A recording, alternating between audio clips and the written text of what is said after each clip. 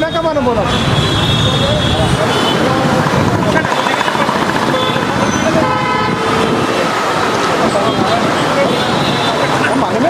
కరణం కిషన్ ఈరోజు మాలా జేఏసీ యొక్క తరఫు నుంచి మేము మాట్లాడుతున్నాం. ఈరోజు ఇంత పెద్ద ఎత్తున మనము ఈ నిరసన కార్యక్రమం చేయడం ఎందు గురించి అంటే తెలంగాణ గవర్నమెంటు, తెలంగాణలో ముఖ్యమంత్రి రేవంత్ రెడ్డి గారు సుప్రీంకోర్టుకు అగైనిస్ట్గా ఎస్సీ వర్గీకరణ అంశాన్ని లేవనెత్తి ఆ బిల్లు పెట్టడం చాలా శోచనీయమైన విషయం. సుప్రీంకోర్టు ఇచ్చినటువంటి ఆగస్టు 10కి ఇచ్చినటువంటిది ఒక జడ్జిమెంట్ ఏమని ఇచ్చింది, సమగ్ర సర్వే చేయించాలి అని చెప్పింది.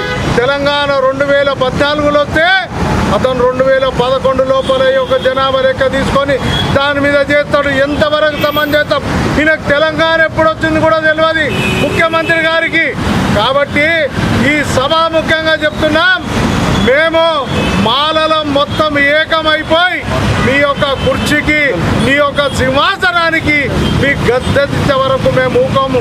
అసలు సుప్రీంకోర్టు ఇచ్చినటువంటి ఒక జడ్జిమెంట్ ఏముంది, సమగ్ర సర్వే జరగాలి, జరిగిన తర్వాత దాని మీద చేయాలని చెప్పింది. కానీ దీనికి అగెనిస్ట్గా అసలు సమగ్ర సర్వే సరిగా జరగలేదు, బీసీ సమగ్ర సరిగా జరగలేదు, ఇష్టానుసారంగా చేస్తున్నారు.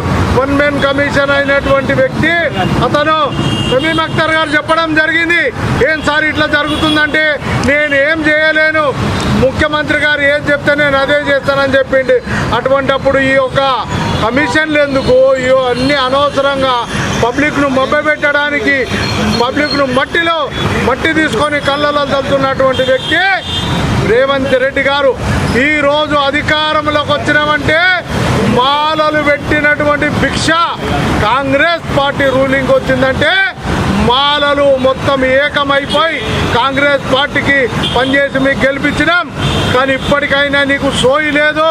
ఎవడు నీకు అధికారంలో తెచ్చినోనికి వాడిని అన్యాయం చేస్తున్నాం, అన్నం పెట్టినోనికి సున్నం పెడుతున్నావు. ఖబర్దార్ రేవంత్ రెడ్డి, నీకు జరిగేటువంటి ఈ మూల్యాన్ని తప్పకుండా చెల్లించుకోవాలి. దీని పెద్ద ఎత్తున పోరాటం చేస్తాం. మేము ఈ మాలల ఎమ్మెల్యేలను ఒక వివేక్ వెంకటస్వామి గారు తప్ప ప్రతి ఒక్క ఎమ్మెల్యేల ఇంటి మీద దౌర్జన్యం చేస్తాం, వాళ్ళకు నిర్బంధం చేస్తాం, వాళ్ళకు బయట నీరు రాకుండా చేస్తాం. వాళ్ళు ఎవరి పుణ్యాన గెలిచి ఈరోజు ఎమ్మెల్యేలు అయినారు. ఇంత కూడా సోయి లేదు మాల ఎమ్మెల్యేలా.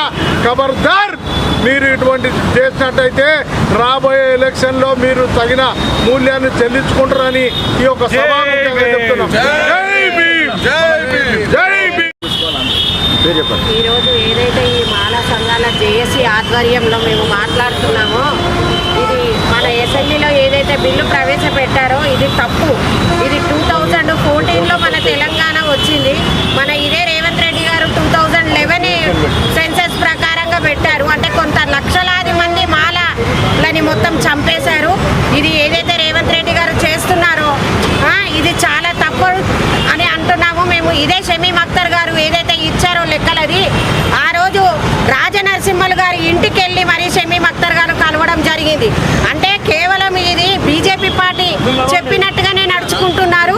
అంటే మోడీ గారు చెప్పుడు చేతలలో మొత్తం సీఎం కానీ ఈ ప్రభుత్వం కానీ నడుస్తుంది.